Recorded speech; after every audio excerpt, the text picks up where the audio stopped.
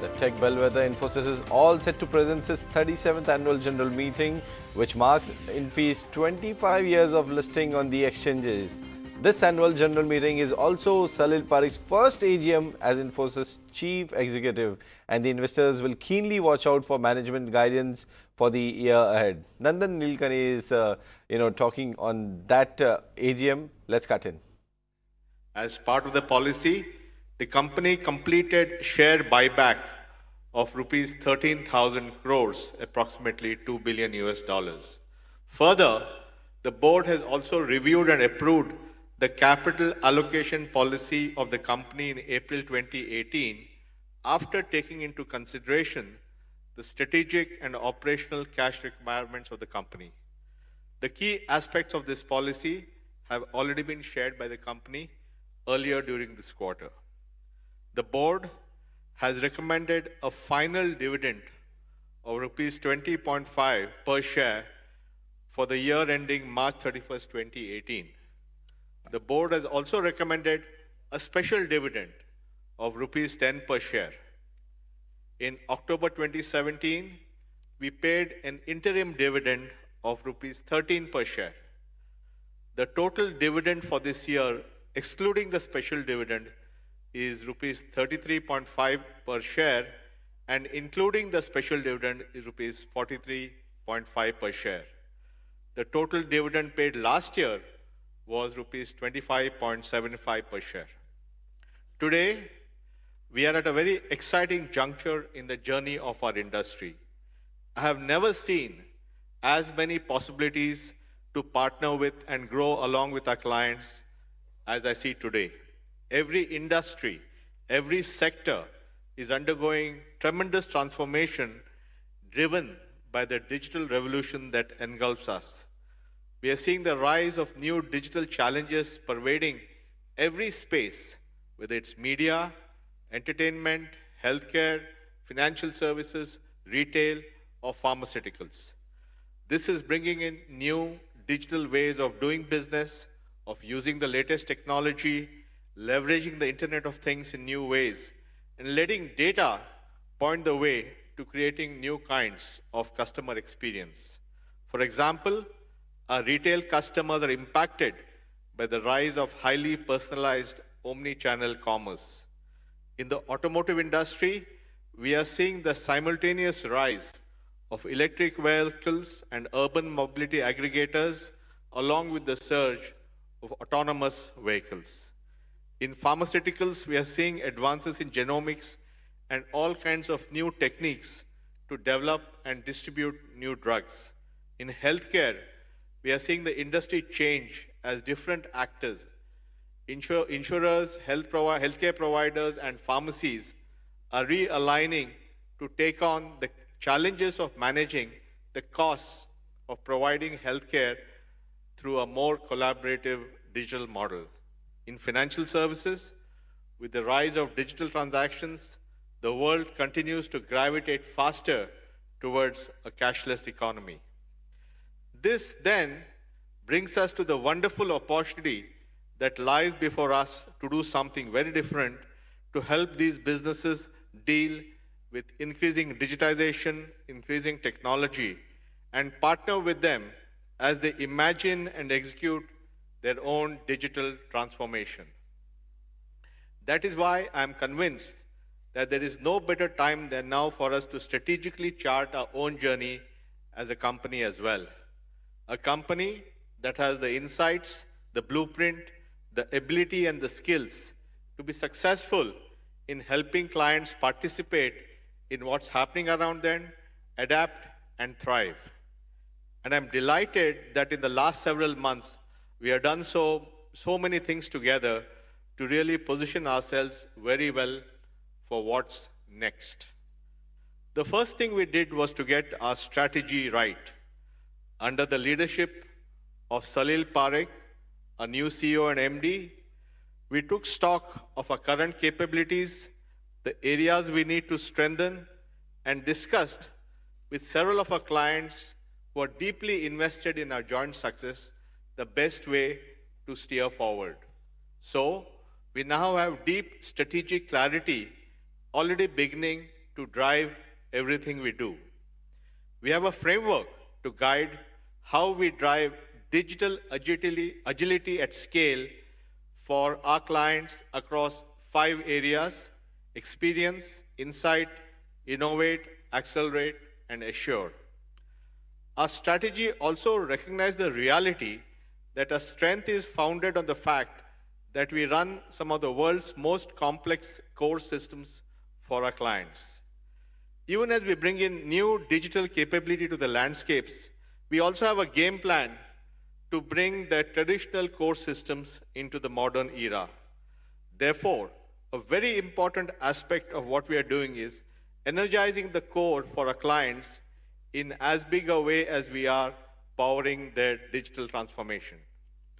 A key shift, however, lies in how are we doing all this. We have evolved from leveraging classic software development methods to approaching software creation in more agile, more digital ways.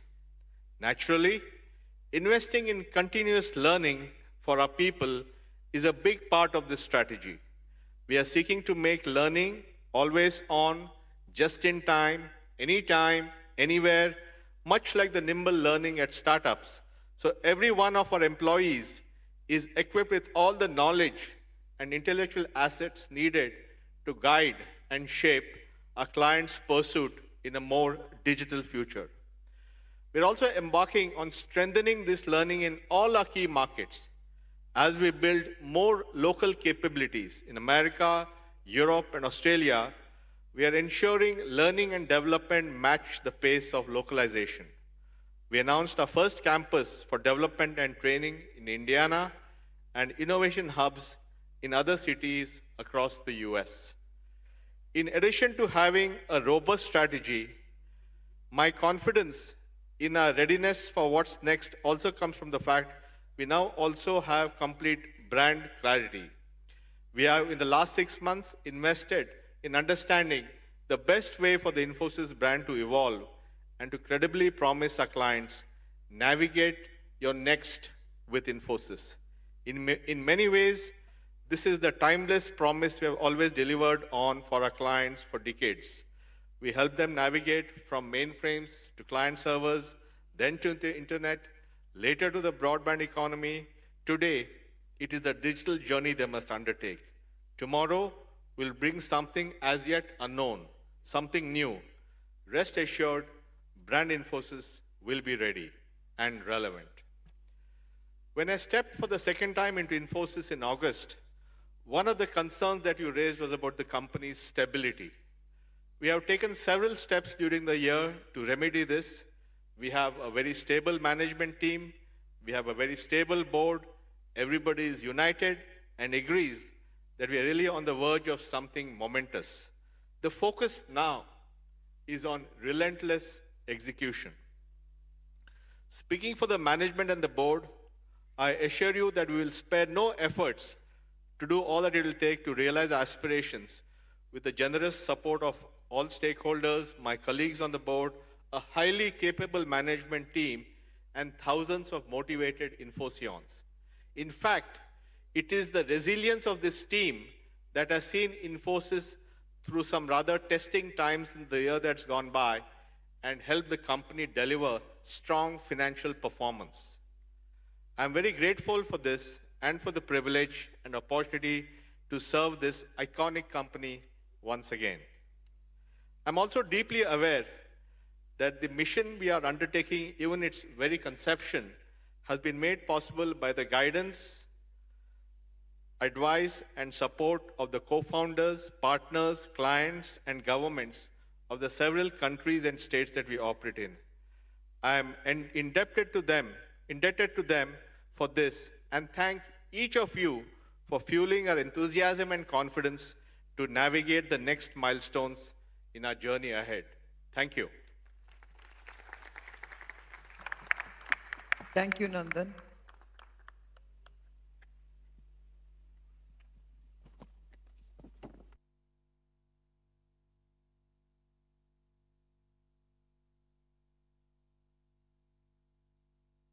To navigate the next milestones in our journey ahead. Thank you. Thank you, Nandan.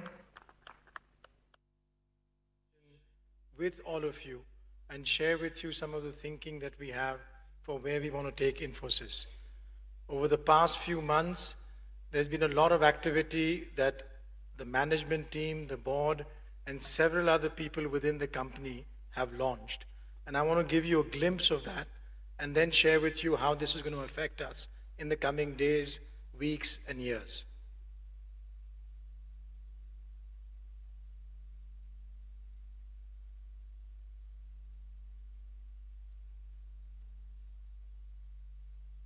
One of the first things that we saw, and Nandan mentioned as well, was the resilience that we've had as a company over the years.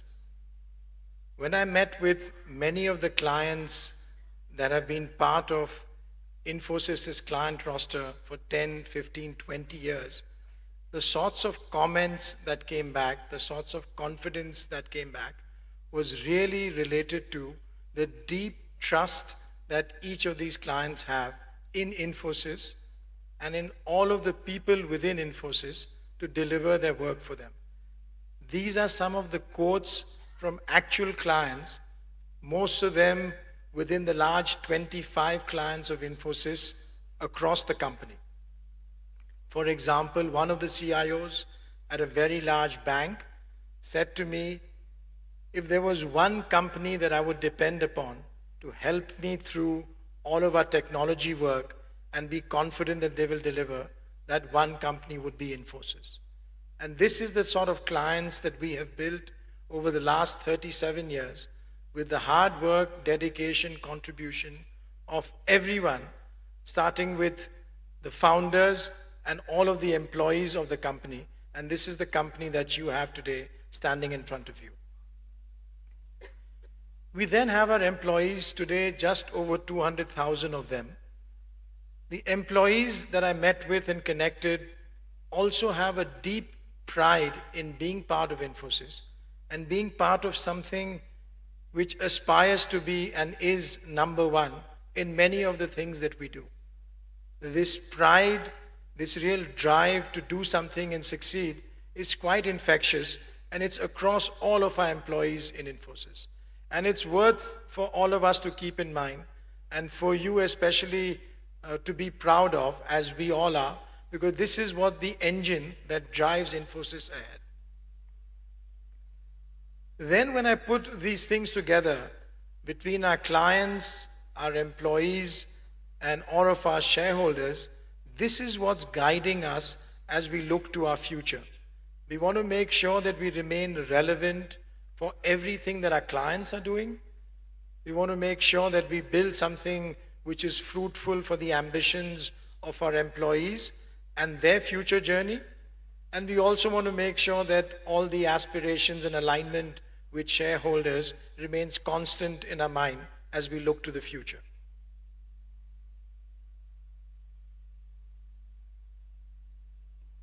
With that in mind, we created a strategy which is really resting upon 4 pillars. The first pillar is how do we build a new business in what is called the digital world. We already have a very successful business, and I will show you some examples of that.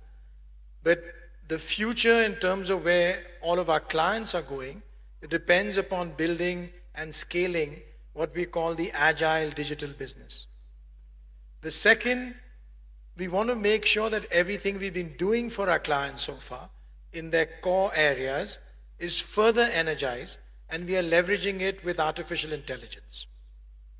The third, we want to make sure that we expand the skill sets of all of our employees, and we provide an infrastructure that allows them to develop their own skills at the pace that they want as the market demands that.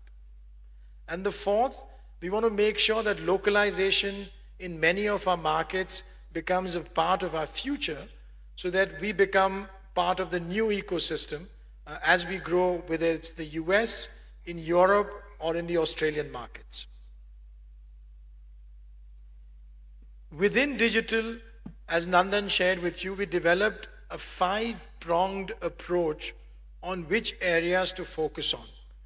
And this is a comprehensive architecture that we have built with our teams, with our lead of strategy, and with all of the management behind it to drive the future. In each of those areas, we have now constructed detailed service line structures that help us to guide how the future will evolve. For example, one of the areas we call Insight. Within Insight, we do all of the work that relates to data and analytics and how do we predict things based on data. We have another area called Experience, another one for Innovate. In Innovate, we do things on IoT. A lot of work today developing on IoT and moving to the IoT. We have another area called Accelerate. Within Accelerate, all of the work that's going on the cloud services falls here. So we're building partnerships with the big cloud providers, whether that's Microsoft and Azure, Amazon and AWS, Google and Google Cloud, or others that are emerging, and that is becoming the fuel for how we drive the future growth. And Assure relates to cybersecurity and how that becomes important in all the work that we do. Coming back to Experience, it's really how everything is changing in the world for our clients, consumers, how they are interacting with the technology, with the products, with the services, all through mobile and apps, but then that's interconnected to all the IT at the back. And we have some really good examples. We've made 2 acquisitions here, but we've also built our own team that is driving the work that we call Experience for our clients.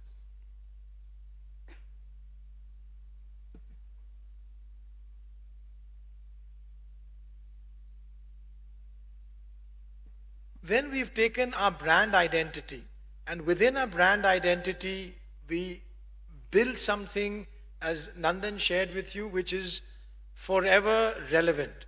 And what it does is, we are so strong in our clients' core systems that anything that they want to build on their digital journey starts from there. Once it starts from there, there are various paths that they can take. And on each path, we want to be their partner to navigate them, to help them to take their future. And this is how we've constructed this map, that we will navigate your next clients, and through that, we will bring for you your digital future. What is even more exciting is the digital work we are doing today is not insignificant. Almost 1/4 of the work that we did in fiscal 2018 was around digital. So it already gives us a very strong foundation from which to build this future of our clients. In the next few slides, I want to give you examples of how we are doing such work with our clients. So this slide and the one after that talks about one of our high-tech clients where they were looking to really use digital work in the experience component to simplify and standardize what they were doing. So here what we ended up doing for them is taking what is going on in their back offices and making it really part of their elite front office and changing the experience that they have with their clients. In doing this, we significantly improved the way that they were saving, over 80%. We significantly impacted the processing that was going through, over 95%, and changed the whole look and feel of how the experience was being delivered. Another example is with a company where we've changed everything that they're doing in terms of data and analytics and how they're developing their digital journey, leveraging the Infosys capability.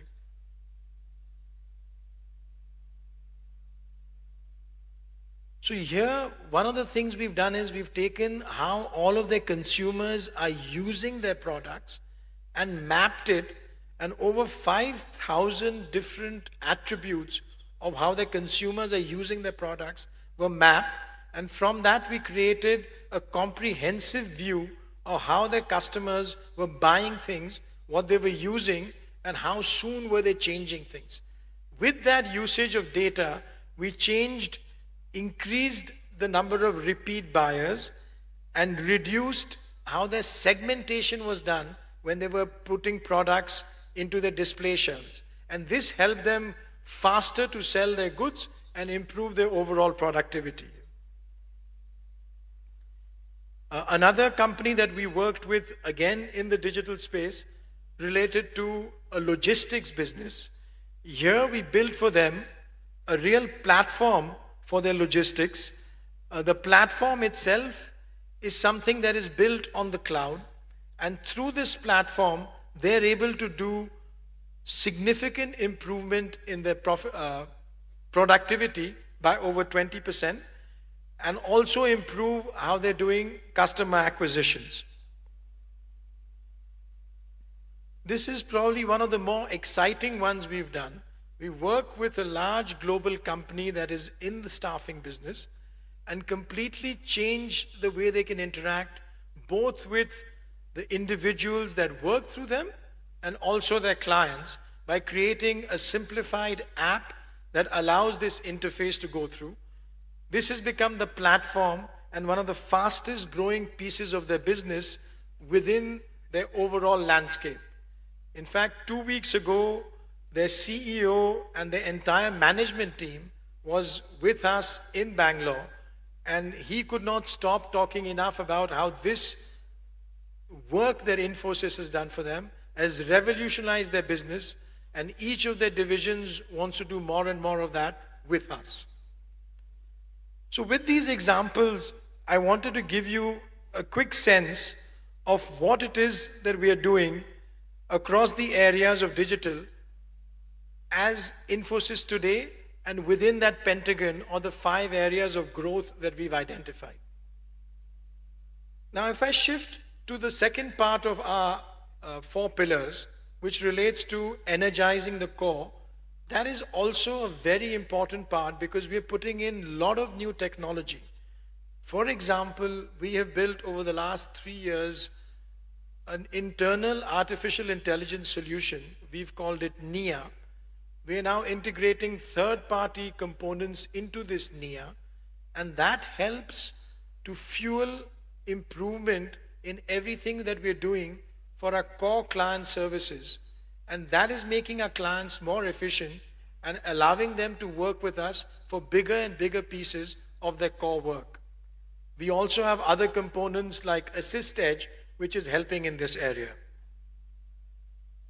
Here again, I wanted to show you one example of a client we've done this with, and by doing this sort of work, we've shown 12% improvement in productivity by unleashing artificial intelligence into their core services. This kind of improvement in productivity is what our clients are looking for continuously, and that's what keeps us more and more with them as the future develops.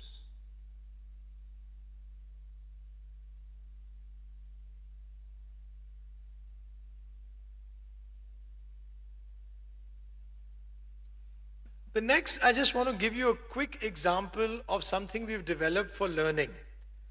On learning, the idea for us is all of our employees should have access to the ability to reskill themselves on any future in the new areas. So here the example that I share most likely with our clients and with our employees is, if you have someone working, for example, on a technology related to a COBOL or mainframe scenario, and they want to move to something which is related to cloud or digital, we've started to build components within our learning system that allow them to do that. We've now called this learning capability Lex. It's available on our cell phones. So each of us has it on our cell phones. All of our employees have it. And it has our own content. It has content from third-party providers. And now more and more our clients are asking us to deploy this within their organizations to start to put their content in. This to me is a critical differentiator on how we want to make sure our employees are building something for the future of digital, which is leveraging their own skills. And then On the localization, this is just a photograph of what we are building. This is the delivery center and training capability we've built in the state of Indiana in the US. And there we are starting to set up a new way of growing Infosys, in addition to all the things we've done in the past, to build something which is more dynamic in the local environment. Now with that, we've also created something that you've heard a lot about over the last few months, and actually even in the past, which talks about the way to build future investor value. And the three components we put in there is the growth of our strategic investments to make sure that in the new areas we're investing, so that allows us to drive some growth. Do some programmatic acquisitions, and here our M&A team is already looking at some ideas, and if those ideas make sense over the next 12, 24, 36 months, we will convert them into acquisitions that will support our journey in the future. And the third, which we've been quite disciplined about already, and we want to continue that, is the way we return capital to the shareholders as required and as appropriate. We have a clear guideline, and we want to make sure that that's something that's disciplined in the way we look at the future. With all of those elements,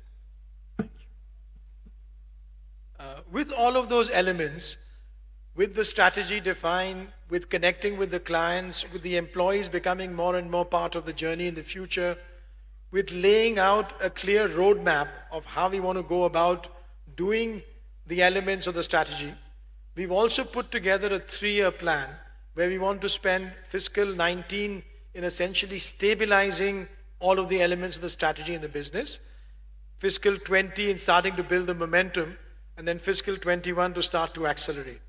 We have developed behind this a transformation program.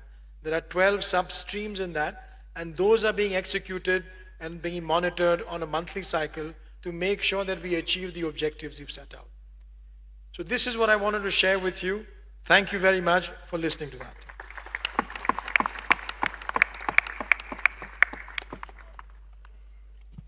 Thank you, Salil.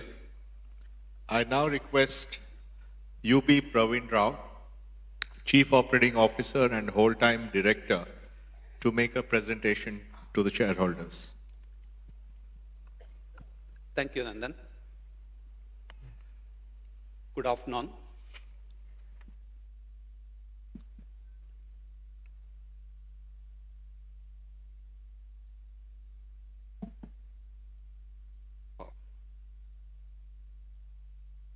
Wrong presentation.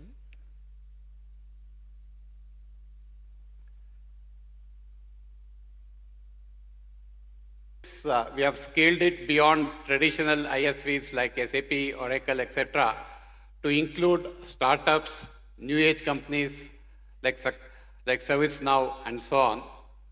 We also have partnership with academic institutions in the areas of R&D as well as in terms of co-creating curriculum. We also have partnership with MOOC providers like Coursera, edX, and so on. We have always invested in IP in the last few years. Our flagship product, NIA, continues to be an area of investment. We also are investing in Fiscal, and we are replatforming our Mechamish platforms, which is targeting the insurance companies.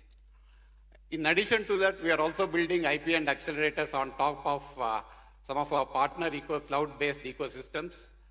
The ESM Cafe that we have built on top of ServiceNow is an example in this direction.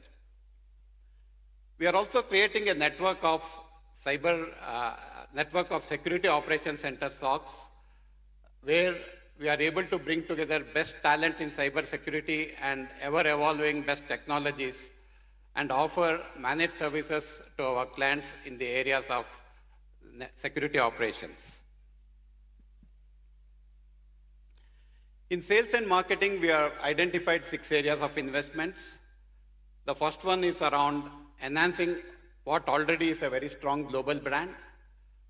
Here, our endeavor is to ensure that our messaging around the brand is in line with our new strategy of helping our clients navigate their next. The work that we are doing with ATP, Association of Tennis Professionals, is an example of this. We are the sponsors of one of the sponsors for ATP Tour, and we are also their technology partners.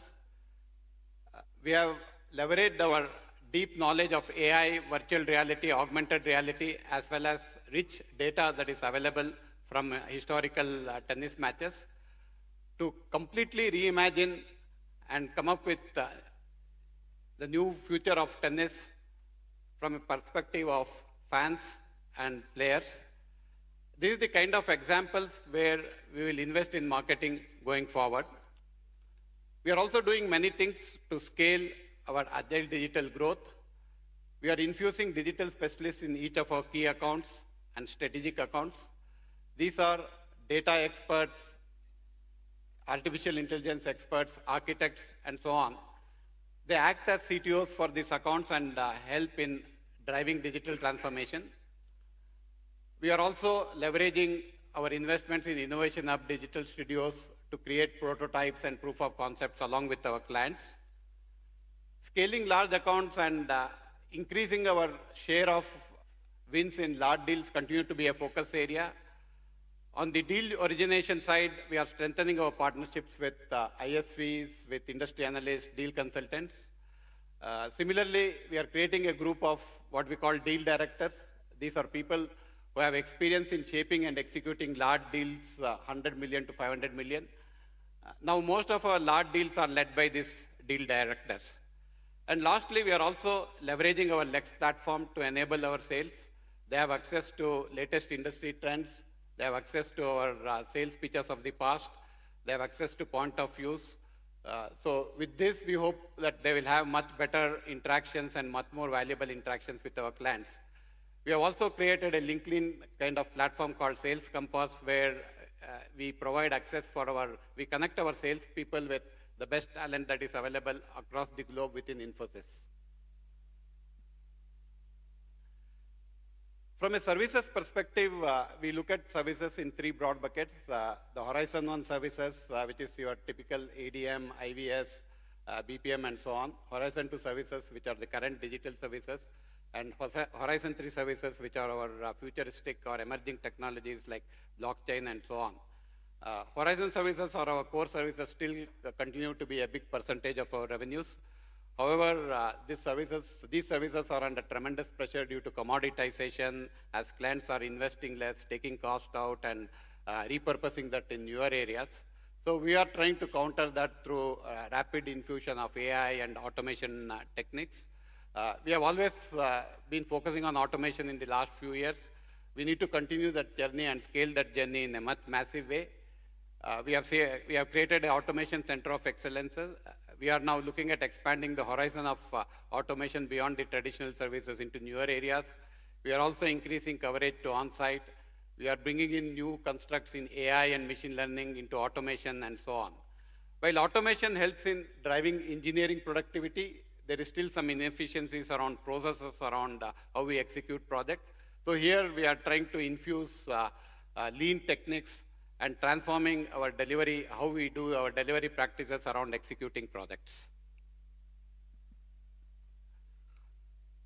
Salil, I think, touched upon reskilling. Today we are seeing a rapid embrace of adoption of new technologies and new skills. This is creating a wide skill gap. And while part of the skill gap can be bridged through recruitment, a big part of it has to still come through skilling. So reskilling is a very critical imperative for us. In the last couple of years, we have relooked at every aspect of training and skilling. We have not only relooked at how we train, but what we teach as well. We have designed new courses in emerging technologies. We have partnered with likes of academic institutions globally to co-create these offerings. One of the examples is the work we are doing with Rhode Island School of Design to create digital specialists. Similarly, we are partnering with MOOC providers like Udacity, Coursera, and so on. One of the examples is we have created a nano degree in automatic vehicles in partnership with Udacity. So these are some of the investments we are doing And while we're designing these courses and curriculum, we are making it immersive and experiential through real-life case studies and experimenting on live labs on the cloud. And we are also investing in our world-class Lex platform, which is a learning management platform. Salil has already talked about it, so I will skip that. We are also doing localization very aggressively. We believe that this is very critical for us to scale and build on digital transformation for our clients. We are doing multiple things in these areas. We are building, to enable this, we are creating hubs around client clusters. We inaugurated the hub in Indiana in February. Very soon we'll start our next center in Raleigh, North Carolina.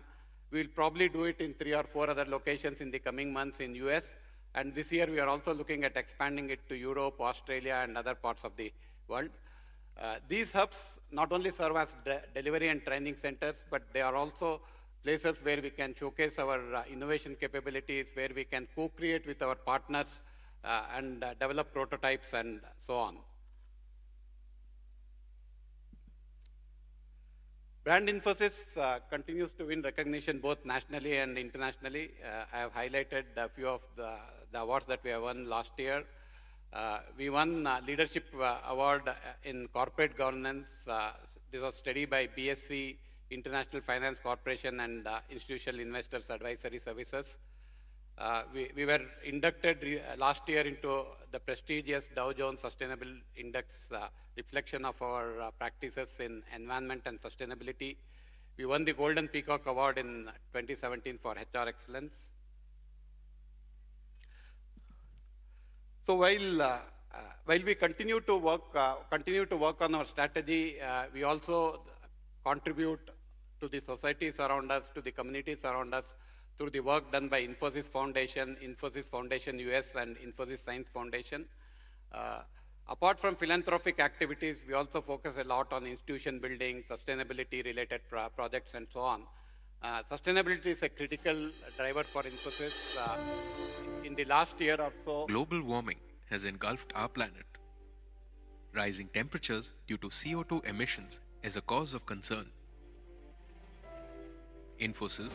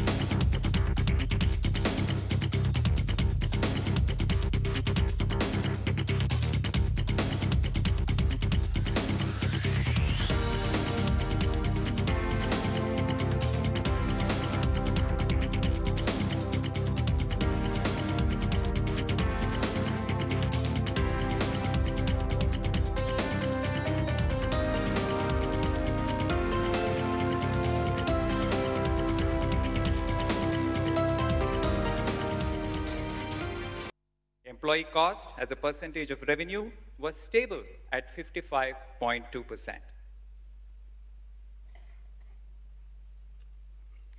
This slide provides the comparison of revenue growth trajectory over the quarters for fiscal 17 and fiscal 18. As you can see, in fiscal 18, the company grew 7.2% in US dollar terms and 5.8% in constant currency terms. And most importantly, as Salil highlighted in the beginning, the digital revenues crossed 25% of the total revenue in fiscal 18.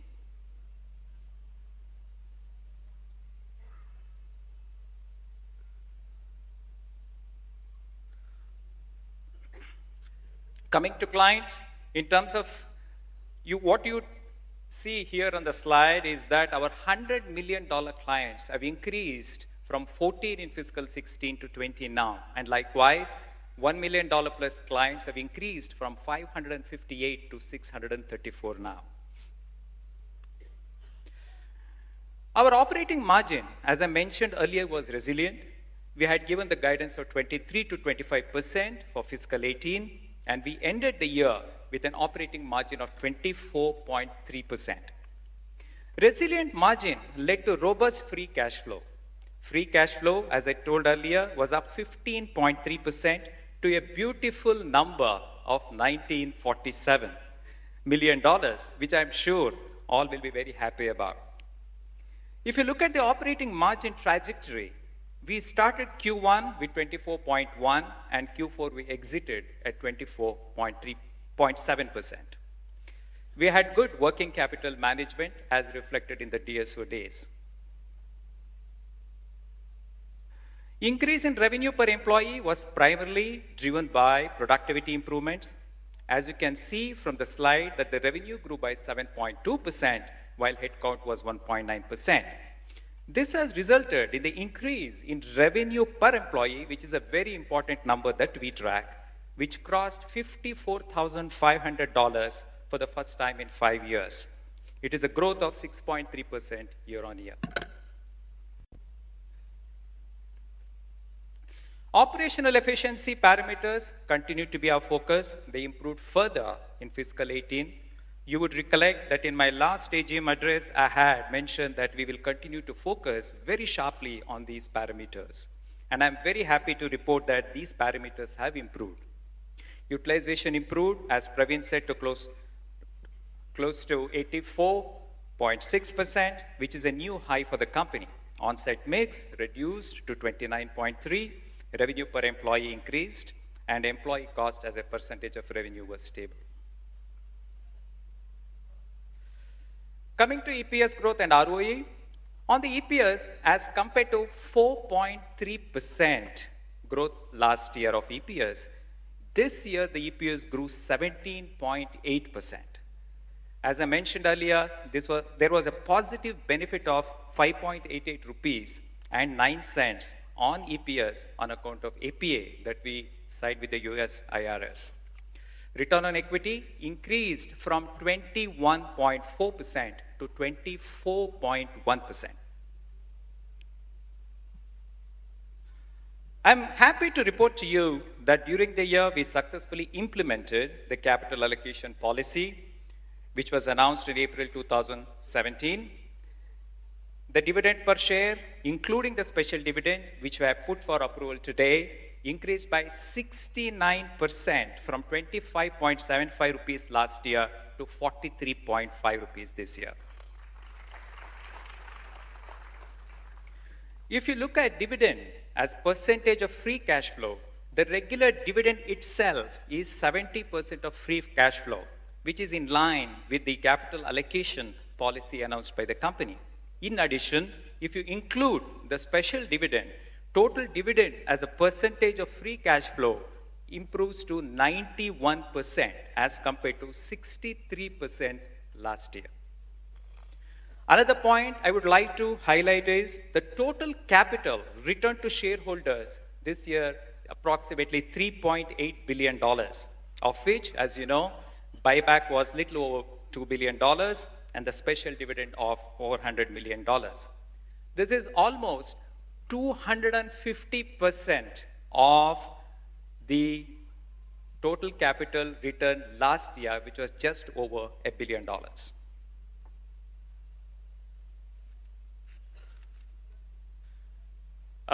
As you know, we have announced a new capital allocation policy. The board reviewed and approved it. We have already shared, essentially addressing both the future cash flow and as well as the cash on the balance sheet.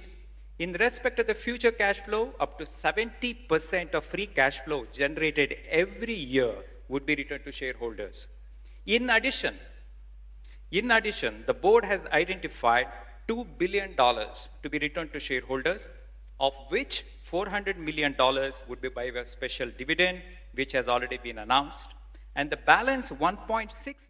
Well, that's MD Ranganath, talking about how resilience financial performance has been in FY18. He is also talking about free cash flow, which has increased by 15.3% in last financial year, and revenue growth has been faster than the headcount growth. That means the average productivity of an employee has been increasing. A lot of inputs from that AGM, but that's all we have at this point of time in this show.